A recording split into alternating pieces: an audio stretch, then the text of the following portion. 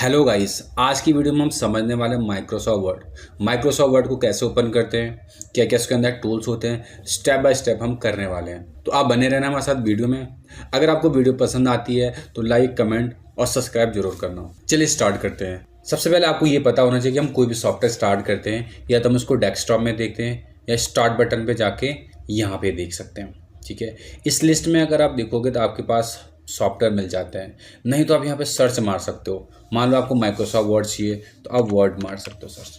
अगर आपको एक्सेल चाहिए तो आप एक्सेल भी सर्च मार सकते हो। ठीक है, तो अभी हम माइक्रोसॉफ्ट वर्ड स्टार्ट करने वाले हैं।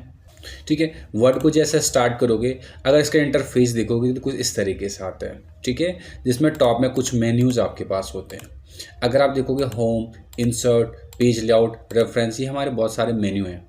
अब यहाँ तक हमारे मेन्यू फिक्स नहीं होते हैं, हमारे मेन्यू बढ़ते जाते हैं। मान लो कि अगर आप इंसर्ट में जाके टेबल को इंसर्ट करते हो, टेबल जैसे इंसर्ट होता है वैसे देखोगे डिज़ाइन और लेआउट दो नए मेन्यू आपके पास ऐड हो गए। ठीक है, अगर आप शेप में जाओगे और शेप को आप इंसर्ट करते हो तो आप यहाँ देख सकते हो एक और फॉर्मेट ऐड होगा। यानी कि हमारे पास जैसे जैसे हम टूल को यूज़ करते जाएंगे वैसे इसके फॉर्मेट या बोलोगे उसकी प्रॉपर्टी बढ़ती जाती है।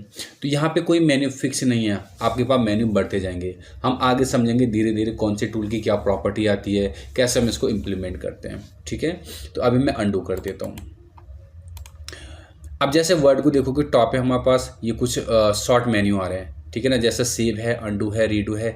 इसको हम बोलते हैं क्विक एक्सेस टूल बार। ठीक है, इसको हम बोलते हैं क्विक एक्सेस टूल बार। तो यहाँ से जैसे आपने न्यू का ऐड कर दिया, ओपन का ऐड कर दिया, ये आपने हटाना भी है तो आप हटा भी सकते हैं। समझ में आ गया? चलिए स्टार्ट करते हैं।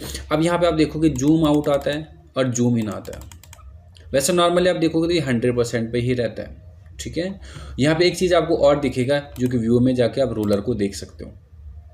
ठीक है, रूलर पे क्लिक करोगे तो ऐड हो जाएगा, क्लिक करोगे तो हट जाएगा। अच्छा, हम ये समझ लेते हैं कि रूलर हमारा क्या काम करता है। रूलर हमारा मार्जिन देने का काम करते हैं। क्या करते हैं? मार्जिन देने का। अब मार्जिन क्या चीज़ होते हैं? अभी आप देखोगे टेक्स्ट आपका यहाँ से स्टार्ट हो रहा है। ठीक है ना, आप देखोगे कोई भी टेक्स्ट आप यहाँ पे लिखते हो तो आपका टेक्स्ट यहीं से स्टार्ट हो रहा। अभी टेक्स्ट यहाँ से क्यों स्टार्ट हो रहा है, यहाँ से या यहाँ से क्यों नहीं स्टार्ट हो रहा है? क्योंकि अगर आप देखोगे मार्जिन यहाँ पे सेट हो रखे हैं। ठीक है, हम मार्जिन को क्या करते हैं, यहाँ से इस तरीके से रूलर को सेट करते हैं। समझ में आ गया? तो इस तरीके से हम मार्जिन चेंजेस कर सकते हैं। वैसे हमारा मार्जिन का सेपरेट नया टॉपिक आता है जो कि पेज लेआउट में आपको दिख जाता है। ठीक है, पर अभी हम सिंपल सा ये समझ लेते हैं। मैं नॉर्मल इतना रखता हूँ क्योंकि इतना गैप रहता ही रहता है। समझ में आ गया? चलिए, यहाँ पे एक फॉर्मूला होता है जिसको हम रैंड का फॉर्मूला बोलते हैं। तो इसके लिए हमने कहा equal to RAND, rand, bracket start, bracket close और एंटर।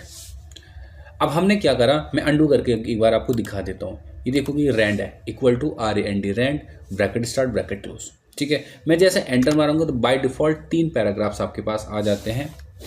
अगर मैं यहाँ पे 1 लिखता हूँ बॉक्स के अंदर, ठीक है, तो मैं जैसे एंटर मारूंगा मेरे पे एक ही पैराग्राफ आए। ठीक है, मैं अंडू करूँगा, यहाँ पे मैं 2 लिखूँगा, 2 ही आएंगे। मैं 5 लिखूँगा, 5 पैराग्राफ ही आएंगे। आप ब्रैकेट के अंदर जितना नंबर लिखोगे उतने आपके पास पैराग्राफ आते जाएंगे। ठीक है, ये था हमारा माइक्रोसॉफ्ट वर्ड का थोड़ा इंट्रोडक्शन। ठीक है, आगे की वीडियो में हम सारे टूल्स को समझने वाले हैं। ठीक है, अगर आपको वीडियो पसंद आती है तो लाइक, कमेंट, सब्सक्राइब जरूर करना।